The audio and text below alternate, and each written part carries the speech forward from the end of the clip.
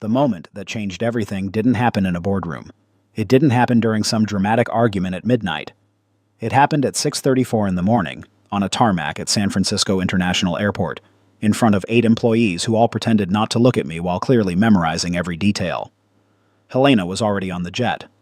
I could see her through the oval window, her dark hair pulled back the way she wore it when she wanted to mean business. She didn't even come down the steps. She sent her assistant, a 26-year-old named Tiffany, who had the kind of practiced sympathy that gets rehearsed in front of a mirror.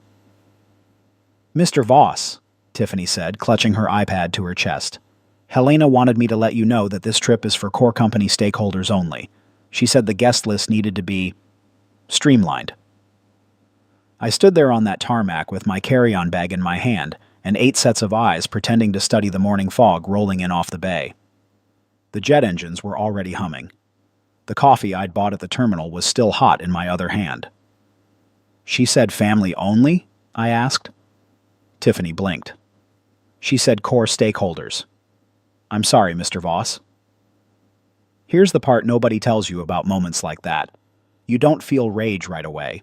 You don't cry.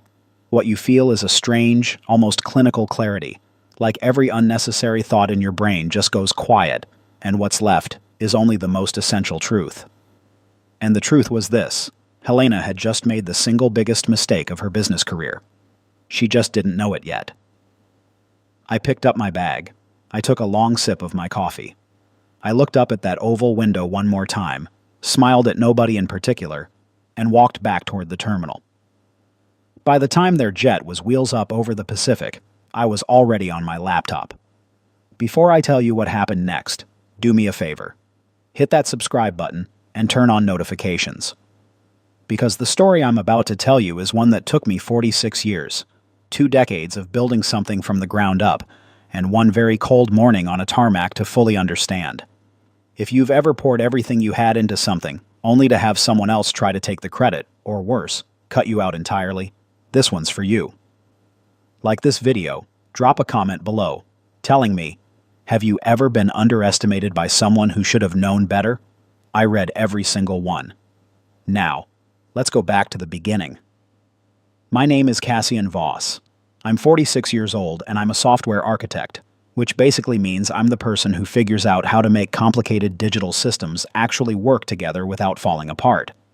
I've been doing it since I was 22 years old, writing code in a studio apartment in the Sunset District with 3 roommates and a futon that had more springs than cushion.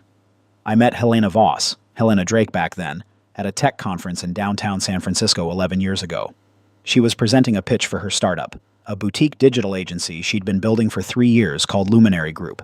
Smart concept, sharp execution, genuinely interesting vision. I stayed after the panel to ask her a question about her back-end infrastructure, and 3 hours later we were still talking over cold coffee at a table in the corner of the convention center. Helena was brilliant. I want to make that absolutely clear, because nothing that happened later changes that fact. She had an eye for clients, a gift for relationships, a way of walking into a room and making everyone in it feel like the most important person she'd talked to all week. That's rare. That's genuinely rare. Luminary Group was hers, built by her instincts, her hustle, her relationships. I never disputed that. What Helena was not was technical. When we started dating, Luminary was bringing in decent revenue, maybe $3.5 million a year, running on basic project management software and a patchwork of third-party tools that didn't talk to each other well. Helena spent more time dealing with operational fires than she spent doing the creative and strategic work she was actually exceptional at. About 18 months into our relationship, she asked if I could help. Not run anything, not take over, just look at the systems and see what I could do. I want to be honest with you. What I built over the next 2 years changed everything. I called it the Luminary operating system, though officially it never had a name because I never officially charged for it. It was a fully custom software platform, built from scratch, that integrated every function of the agency: client onboarding, project tracking, billing, resource allocation, team communication, performance reporting. Not a subscription tool, not a combination of apps. A single, purpose-built system designed specifically for the way Helena's agency worked. I coded it myself, nights and weekends at the beginning, then full-time after I married Helena, and we agreed I'd step back from my consulting work for a year to really dig into this. That year turned into 3. The platform had a dashboard that gave Helena real-time visibility into every active client engagement. It automated the billing cycle that used to take her finance coordinator 2 days every month. It had a proprietary reporting engine I built that generated client performance reports in minutes instead of the 4 to 6 hours her team was spending manually. It had security architecture I designed to meet enterprise-level compliance requirements, which is the reason Helena was able to close the Meridian financial contract, a deal worth $9 million over 3 years that became the backbone of the company's expansion. Meridian's procurement team had done a full technical audit before signing. Their head of security told Helena directly that the platform architecture was the reason they chose Luminary over 3 larger competitors. I remember Helena calling me that night laughing, barely able to get the words out. They loved the system, Cass. They actually loved it. We got the deal. We celebrated with dinner at Cotonia. She ordered the good wine. I gave a toast to the team. I did not remind her that the platform they loved was mine. I didn't think I needed to. Looking back, that was a pattern I had perfected into an art form. I was the person who showed up before the party started to set everything up, and then stepped outside the moment the guests arrived. I told myself it was because I was introverted. I told myself it was because Helena was the face of the company, and that made sense. I told myself a lot of things over those years that I now understand were just comfortable rationalizations for a dynamic I should have addressed directly a long time ago. There's a particular kind of invisible person that a lot of organizations depend on. Not the person whose name goes on the press releases.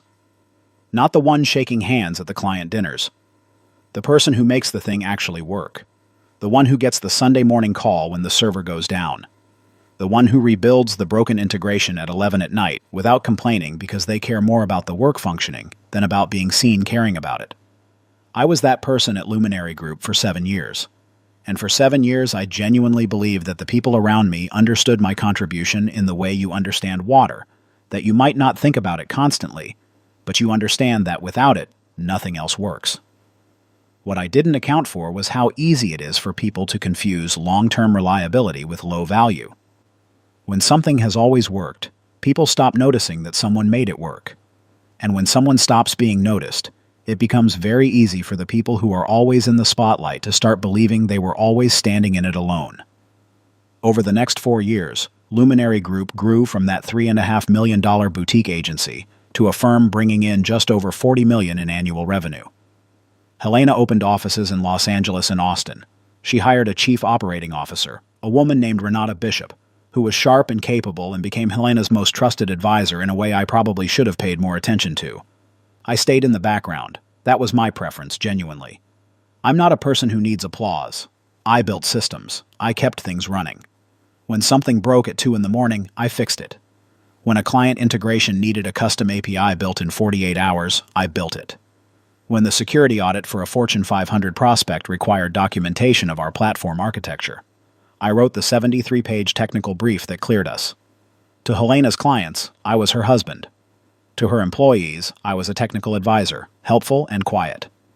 To Helena's board of directors, I was barely a footnote. I told myself that was fine. I was wrong to tell myself that. Looking back now, I can see the shift happening gradually the way a crack spreads through concrete, so slowly you don't notice until the whole section collapses. It started small. Helena stopped mentioning the platform in client conversations, started attributing its capabilities to our proprietary technology, without any acknowledgement of who built it. Renata began bringing in outside technical consultants to evaluate the system, which stung a little, but I understood the business logic. Then the board started talking about a possible acquisition.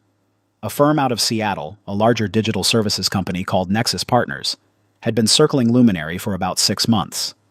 They were interested. Very interested. The platform was a significant part of what made Luminary attractive. Their due diligence team spent 2 weeks with Renata going over everything, and I was not included in a single meeting. When I asked Helena about it, she smiled, touched my arm, and said, "It's better if we keep the technical discussions internal for now. You know how these things go." I did not know how these things went. Not like that. About 3 months before the tarmac morning, Helena came home with a document I was supposed to sign. It was a reassignment agreement. In plain language, it said that any software, systems, tools, or intellectual property I had developed for Luminary Group would be formally assigned to the company in exchange for a one-time payment of $250,000. I read it twice. Then I read it a third time. "This is a buyout," I said. "It's a formalization," Helena said. "Nexus needs clean IP documentation. The lawyers said we need this signed before we can move forward." "Helena, this platform is worth significantly more than $250,000 to this company. The platform was developed during our marriage, while you were informally supporting the business. This is standard." I looked at my wife across our kitchen island in the house we shared in Pacific Heights, the house with the view of the bay and the garden she had spent 2 years perfecting. And I felt that clinical clarity settle in again. "I need to think about it," I said. She nodded like it was already decided. I did not sign. The weeks between that conversation and the tarmac were strange. Cold in ways that are hard to describe. The kind of cold that doesn't announce itself but just slowly drains the warmth from ordinary moments. Dinners where we talked about logistics instead of anything real. Mornings where Helena left early for meetings I wasn't told about. The week before the jet trip, I did something I'm not particularly proud of, but I am not going to pretend I regret. I did a quiet technical audit of the platform's access architecture. I was the original developer, which meant I had designed the authentication and permissions framework. I knew exactly how every access credential, every admin key, every integration token was structured. And what I discovered was that Renata Bishop and a third-party development firm out of Austin called ClearPath Solutions had spent the past 4 months attempting to reverse-engineer significant portions of my platform. They had copied entire modules, stripped my attribution from the code comments, and were building what appeared to be a Luminary 2.0 system, presumably to present to Nexus as a clean rebuild that didn't depend on any contributions from Cassian Voss. They were almost done. Almost. The morning Helena sent her assistant down those jet steps to turn me away, they were 3 weeks from completion. I walked back into the terminal, found a table near the window, opened my laptop, and started typing. Here's something about building a software system from the ground up that most people don't understand.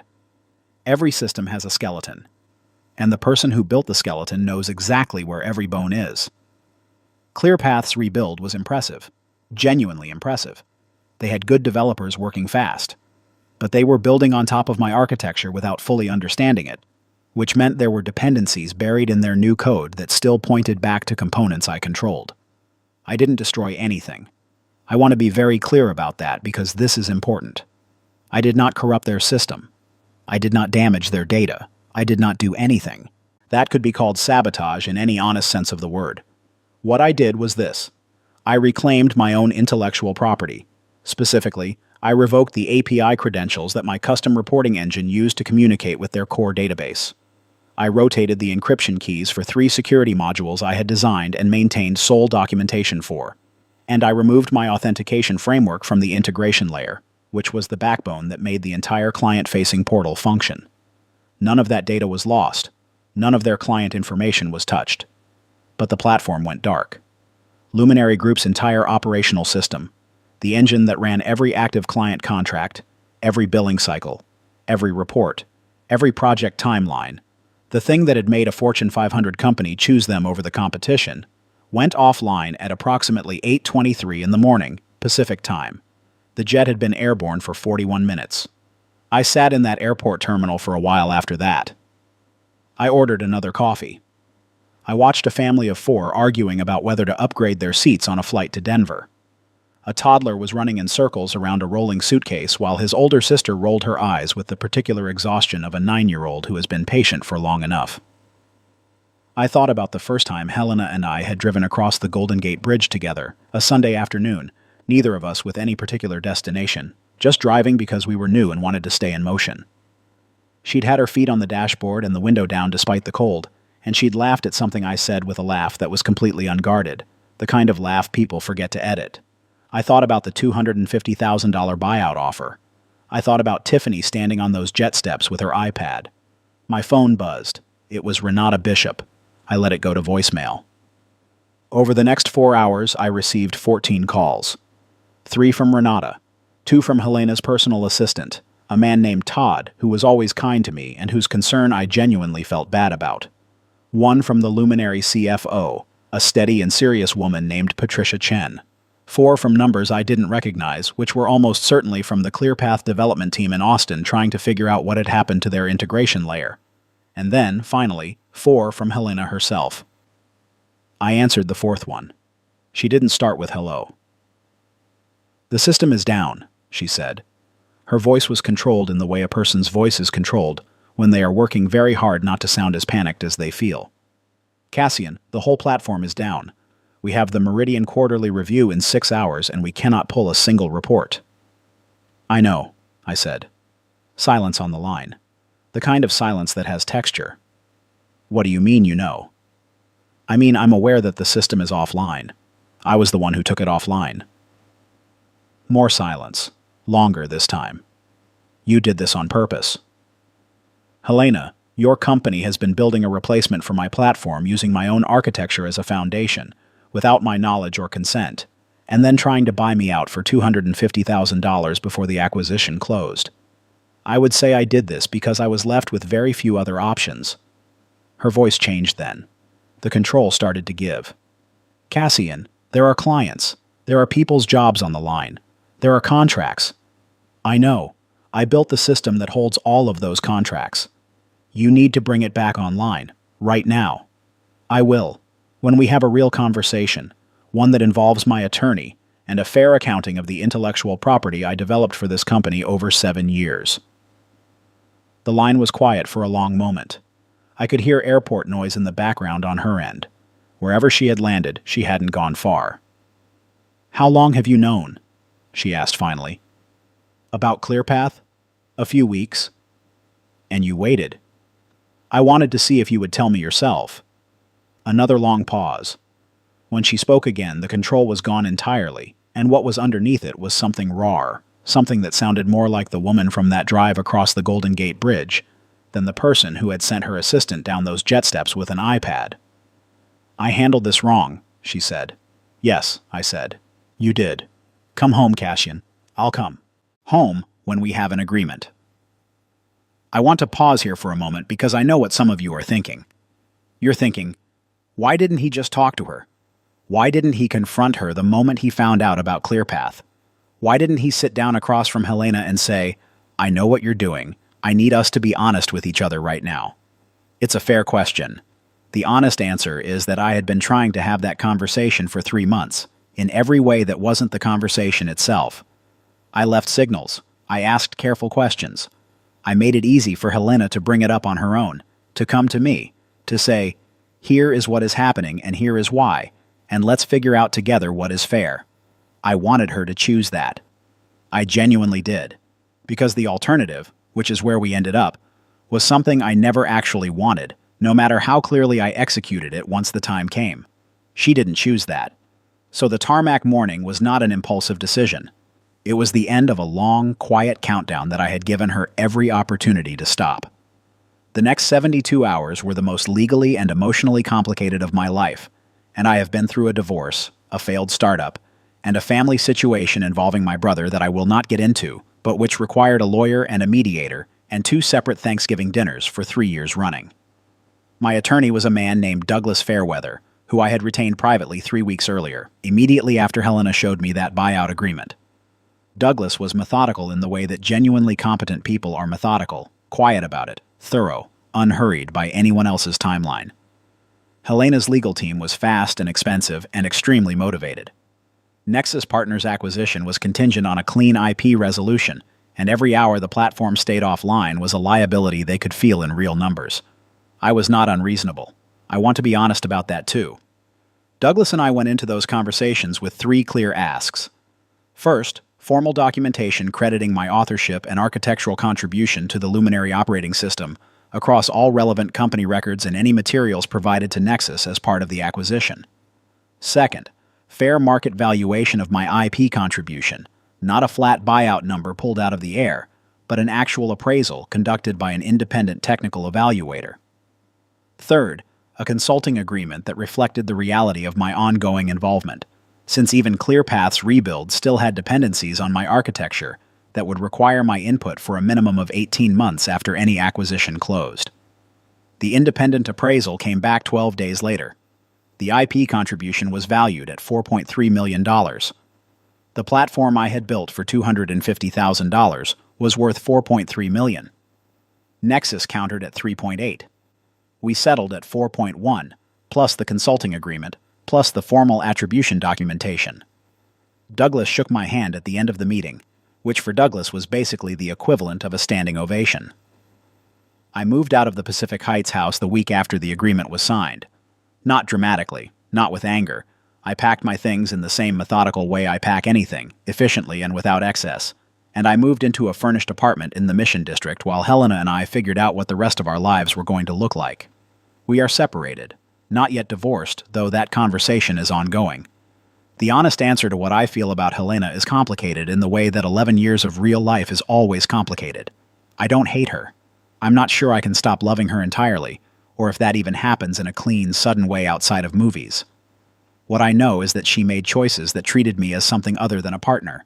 Not just on that tarmac, and not just with that buyout offer, but in a long, slow series of decisions that gradually moved me from the center of something we were supposed to be building together to the edge of something she was building on her own. I also know that I let that happen for longer than I should have, that I confused staying quiet with being humble, that I convinced myself that not needing recognition was the same as not deserving it, and those are two completely different things. About 6 weeks after I moved out, I ran into Todd, Helena's assistant, at a coffee place on Valencia Street. He was getting a cold brew to go, and he stopped when he saw me with the expression of a person who is genuinely uncertain whether they are allowed to acknowledge you.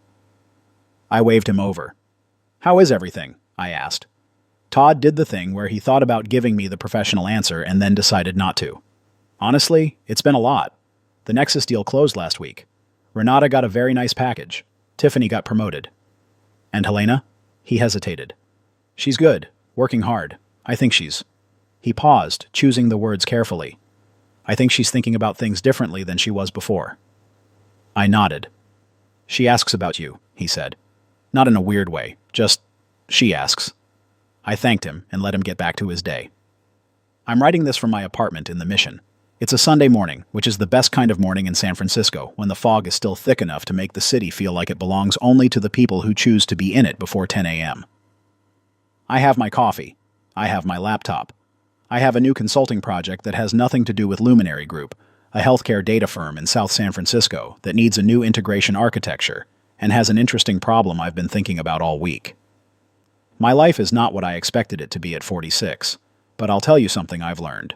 Something I wish someone had told me about 12 years ago before I started quietly handing pieces of myself over to something that wasn't treating them as valuable. The work you do has worth whether or not anyone is counting it. The systems you build, the problems you solve, the things you quietly make function in the dark, while everyone else is taking credit in the light, those things have real value. Documented, measurable, legal, financial value. And the moment you stop believing that, someone else will happily let you go on not believing it because it's very convenient for them. Cassian Voss spent 7 years building something extraordinary, and then one cold tarmac morning he remembered it belonged to him. I'm not going to tell you how the story ends because I'm still inside it. The consulting agreement runs 18 months. The divorce conversations continue. The apartment in the Mission has decent light in the afternoon.